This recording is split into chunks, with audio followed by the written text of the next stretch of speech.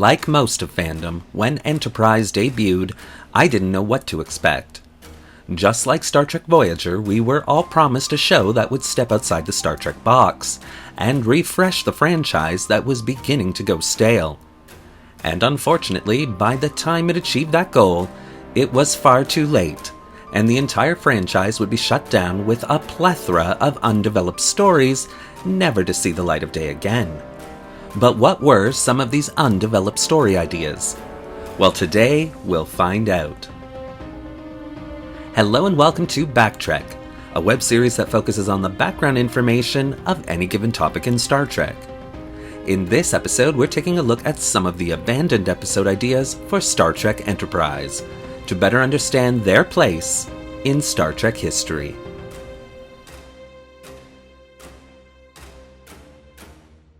With the idea of space boomers fresh in their minds after the episode Fortunate Son, the Enterprise writing staff would make the decision of featuring these space boomers in several Season 1 episodes. The writers of the show wanted to give the audience a true insight into humanity of the time, including the unsung heroes who survived out in deep space for years at a time, creating the basic infrastructure of space mining. All these ideas, though, would not get very far, as Bran and Braga would axe each one of them in turn. It wasn't really because of bad storylines, however. It was simply that Braga believed for the crew of the NX Enterprise to be exploring unknown space and for the audience to truly feel the dangers of being so far from home they couldn't be encountering human starships every week. That kind of undermined the entire premise of the show that they were going for.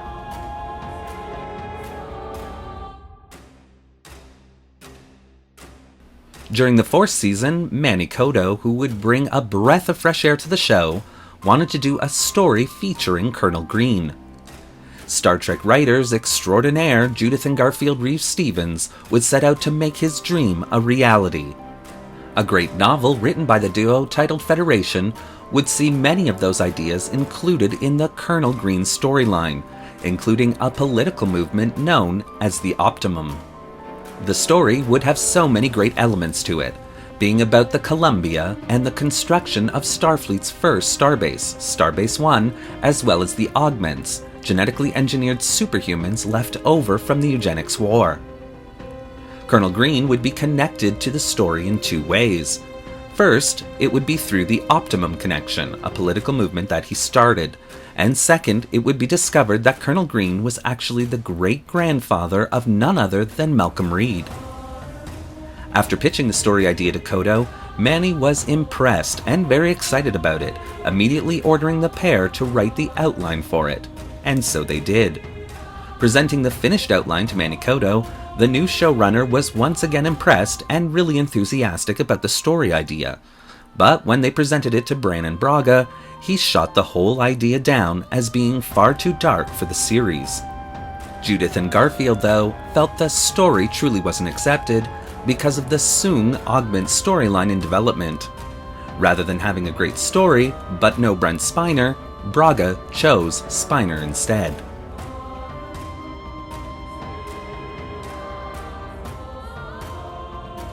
Korath's story would be pitched by veteran Star Trek actor Vaughn Armstrong, who played Admiral Maxwell Forrest within the series. For those of you that don't remember, Korath, also played by Armstrong, was the Klingon character that Janeway acquires the time-traveling deflector dish from in Star Trek Voyager's season finale Endgame. In a nutshell, the episode would see Korath taking the time machine that Janeway stole back from her, and going back in time to stop Admiral Forrest from sending humanity out into space. But don't worry, good Trinaries, by the end of the episode the timeline would have been repaired with no ill effects to Voyager's series finale. An interesting story idea that would have allowed Kate Mulgrew to cameo in the episode, the story idea would ultimately be dropped, as the showrunners wanted to distance themselves as much as possible from Star Trek Voyager. Enterprise, they felt, by Season 4, should have its own footing, and not rely on the other series for exciting storytelling. Of course, this explains these are the voyages, right?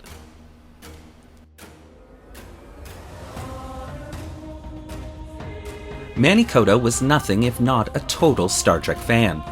Many story ideas he had for Season 4 and beyond came right out of the pages of other Trek episodes, which, given the nature of Enterprise's prequel status, made absolute sense. One story idea he wanted to tackle eventually was that of Mars's independence. Basically, the Cuban Missile Crisis in space, the story would have seen how and why the fundamental declaration of the Martian colonies came to exist, and what exactly they were all about. Of course, this storyline would never come to be, perhaps due to Enterprise's premature end, but one aspect of the storyline would find its way into an episode.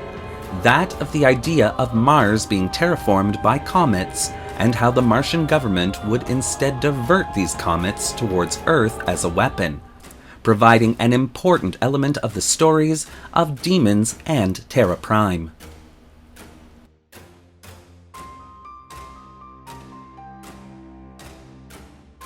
One of the things that fandom noticed about Enterprise early on was its lack of development of the lesser characters of the show.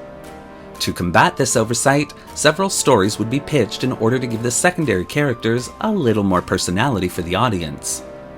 The Monster of Phlox was one of these stories.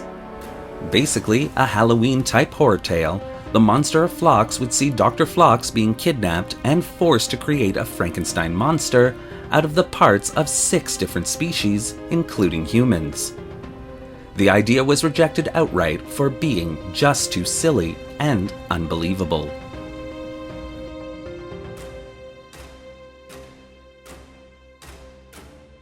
Another series of bizarre story ideas would be pitched by several writers for Season 4 of the show, and all these ideas would feature storylines for Archer's dog, Porthos. The stories included Porthos becoming intelligent, Porthos being the only member of the crew capable of communicating with a canine alien, and even Porthos having to take command of the starship. Porthos was played by Breezy, and even Breezy's handler got into the Porthos pitching frenzy, coming up with a story idea where Porthos would be involved in a transporter accident, said accident changing Porthos' sex. The handler wanting to explain as to why Porthos, a male, was actually played by a female dog. Though many of the ideas were actually quite fun, the powers that be for the show would of course turn them all down, citing they didn't want Porthos to steal the show.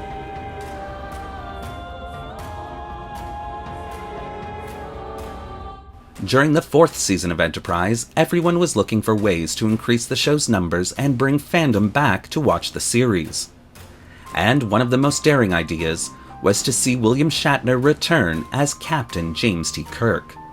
Several story ideas were pitched to make this crossover event happen. One would be all about the Mirror Universe, with Shatner playing his evil counterpart. The whole story revolved around the Tantalus field as seen in the TOS episode Mirror Mirror.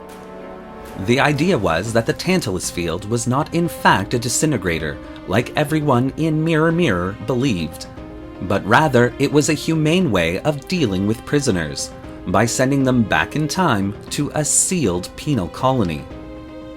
The Prime Universe Enterprise NX-01 discovers the colony, and Tiberius, Mirror Kirk, is there, and Tiberius thinks finally a starship with a transporter. I can get back to my own universe and my own time. He basically goes on the NX-01, gets the transporter, sets it to go back to the Mirror Universe, but the Mirror Universe doesn't exist, having not been created yet. So Tiberius and Captain Archer work together to figure out where the point of divergence is between the two universes. And as it turns out, Tiberius and Archer together are responsible for the creation of the Mirror Universe. Another story would have seen Shatner playing Enterprise's chef, who would have been revealed to be an ancestor of James T. Kirk.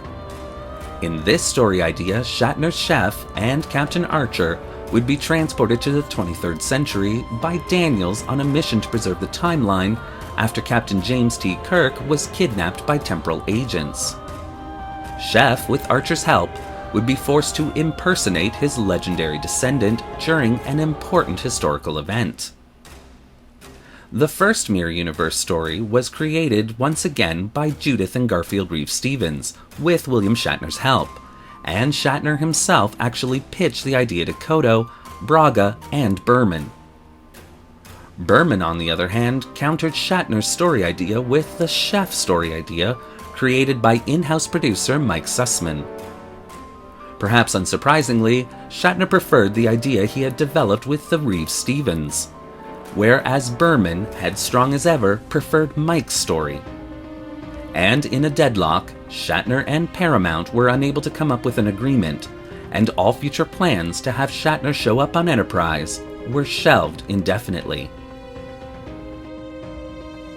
Unlike my last video of undeveloped Voyager episodes, the research into these Enterprise story ideas was very gratifying.